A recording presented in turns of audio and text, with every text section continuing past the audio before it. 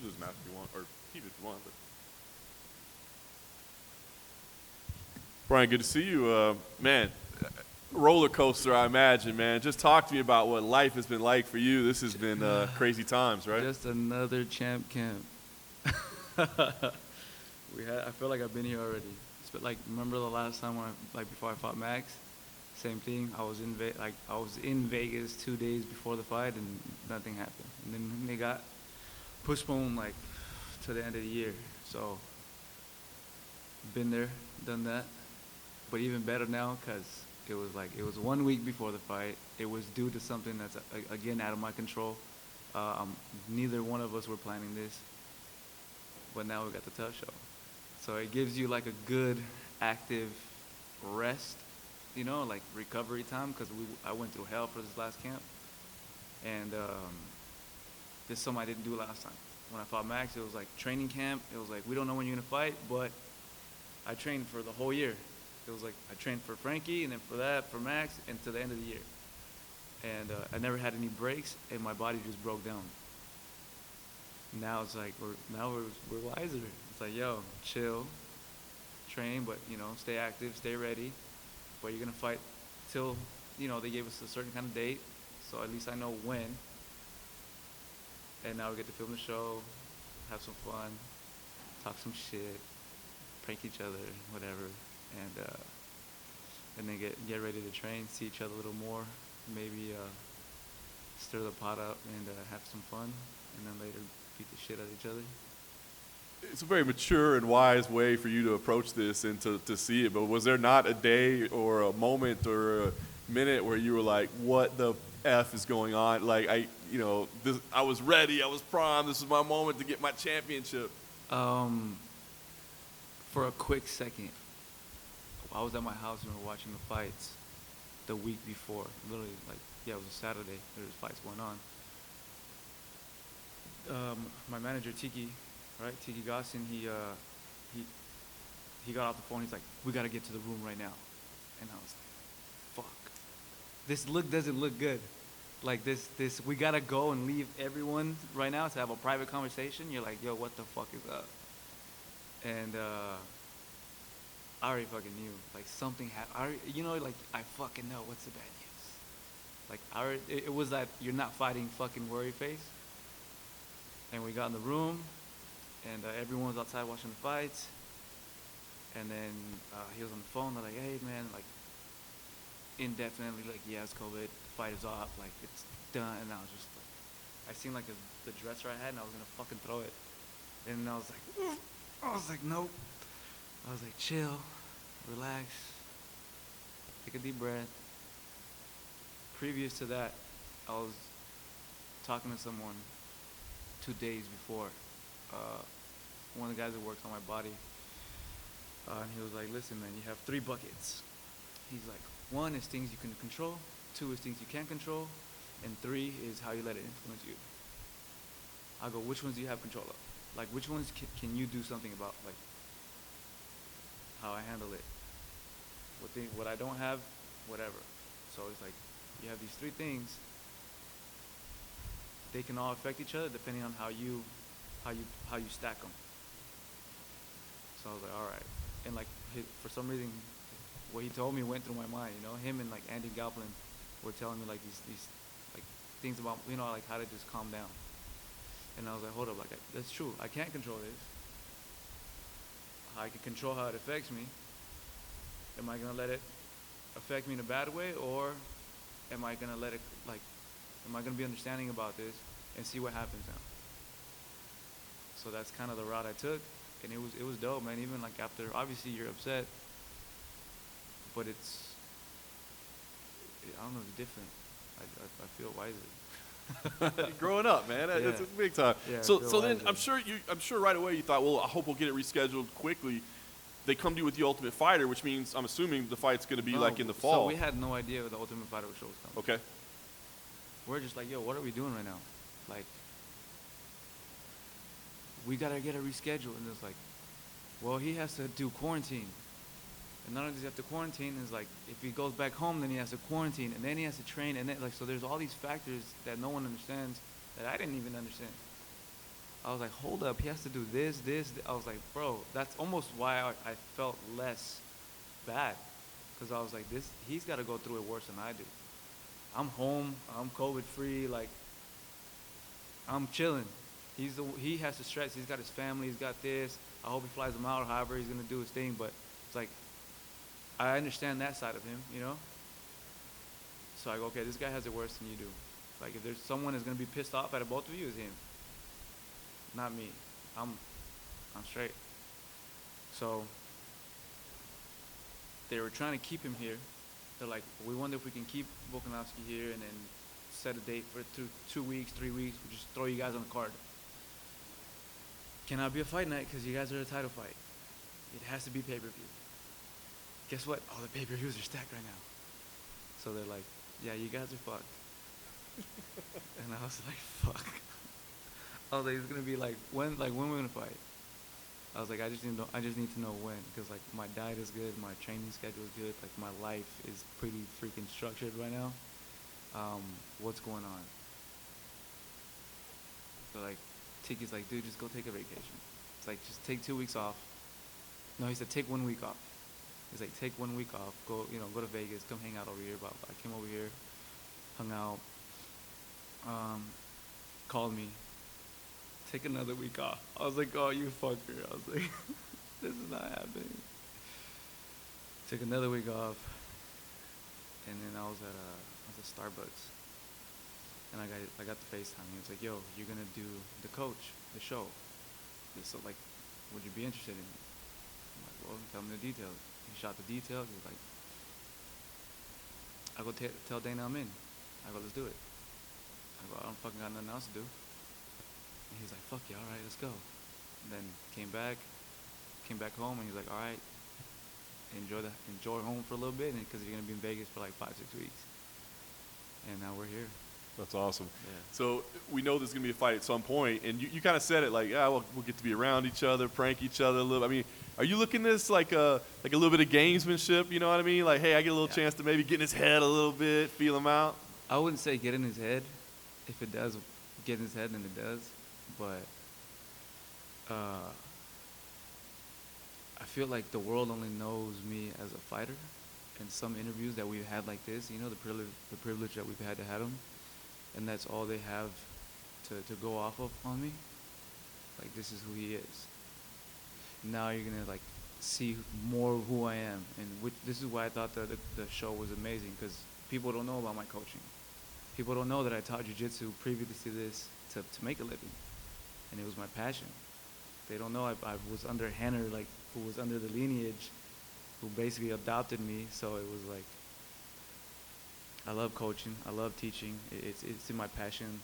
Even when I start getting to details, I forget that I'm having a conversation, and I kind of like, I love it.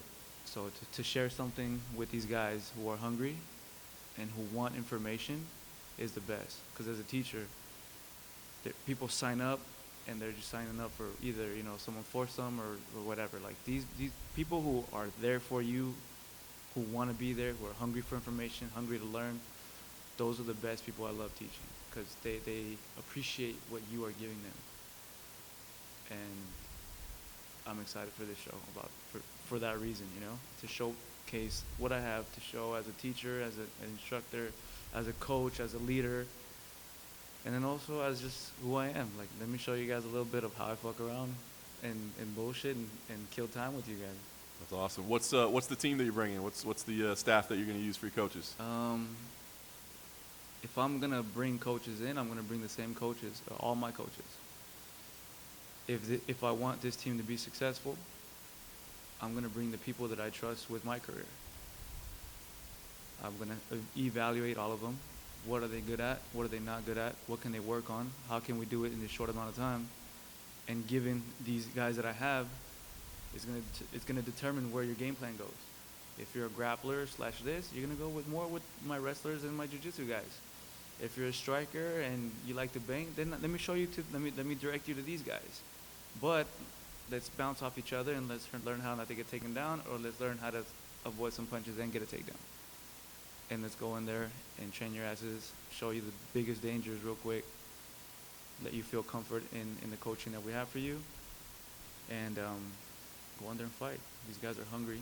They're willing to, from what I've seen from previous shows, that these guys are hungry, man. They're not joking around. They're fighting once a week. So I'm excited to be part of this. Nice. Last thing for me, right now you're going to focus on these guys and helping them, but obviously you got a world title fight coming up. So No, we're still training. So I was going to ask, yeah, what's the approach? I mean, you're kind of like already in camp, so to speak, as it is? So since the fight got canceled, I've still stuck to a training regimen.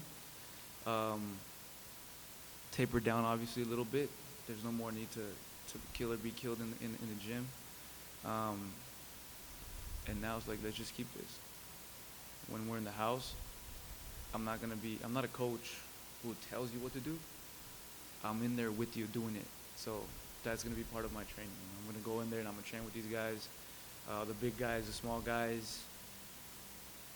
I've been used to big bodies because Hanner is 6'4", weighs 200 pounds. So does Hedon. So I've rolled with guys like that my entire life. I won't probably punch these guys or go in there, but rolling-wise, grappling-wise, I can do with the big guys.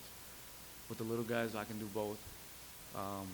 And obviously, we're going to train for safety. We're not going to hurt each other, you know. But it's going to be fun. It's yeah, I'm going to stay sharp still with these guys.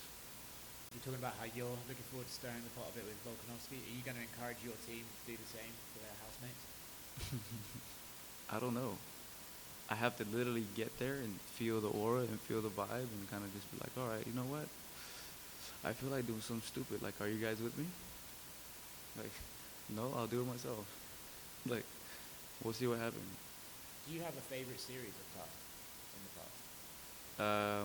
I was just talking right now. I was like, dude, I've never fully watched any series of anything. I've just watched a couple episodes of like here and there, you know. My TV go-to was movies and being outside. So TV shows and everything, like sitting there weekly and like, oh, I gotta wait for another one. Like, fuck. Fuck this. I don't have the patience.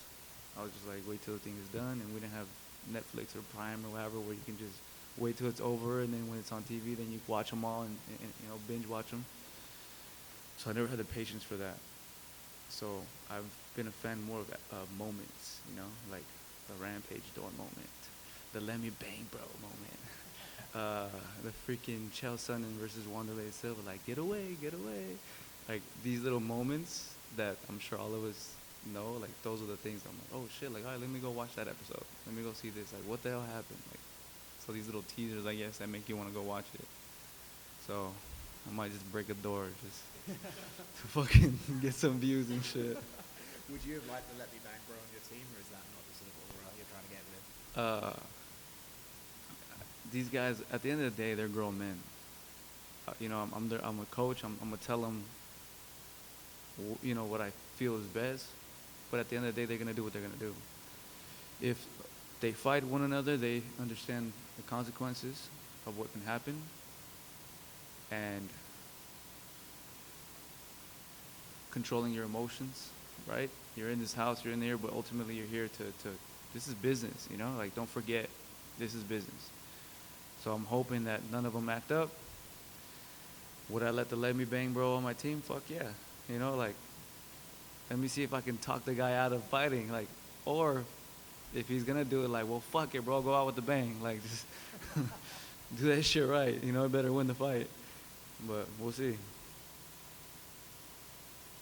I know out of the couple guys that have actually said which coach they would want, I know a few of the guys have said that they would like either one of you, but they did say that they thought that your ground game would be something that they would benefit from. Is that nice to hear that at least a couple of the guys are already off the bat saying, wow, I would really like to learn that from him? Yeah, that feels great, you know? To be acknowledged and known for something that you take pride in, it feels good. It's like, this is my work. Obviously, MMA is a full package, but there's no doubt that my jiu-jitsu is the best thing about me. And for these guys to know that and say, you know what, I want to get taught by that guy, that's hell yeah, that's a privilege. That's an honor. Because I know personally, like, I see people and I'm like, dude, like, I would love to roll with Damian Maya. Like, I would love to see what he's got to show me. Like, I wonder if Jacare could ever teach me how to do a freaking mount control because I suck at mount control. Or like, I wonder if, you know, like if the Diaz brothers one day just flow and maybe they can get high and whatever, but like we can just roll and shit. So there's few people that I would love to train with and share some mat time with. And for these guys to say that and say they want me as a coach, for sure, it's an honor, man. It's like thank you. Last thing for me, outside of just the jiu-jitsu, I love the mindset of what you want to impart on these fighters. And I'm sure there's going to be a lot of stuff thrown at them. So if there was one thing that you would like all of them to walk away with, what's the one thing that you hope sticks in their mind after being under your tutelage for this show? That's a deep question.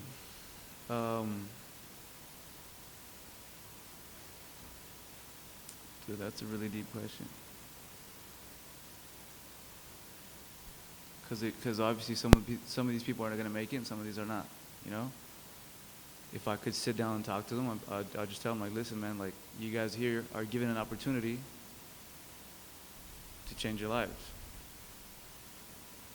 Don't waste it.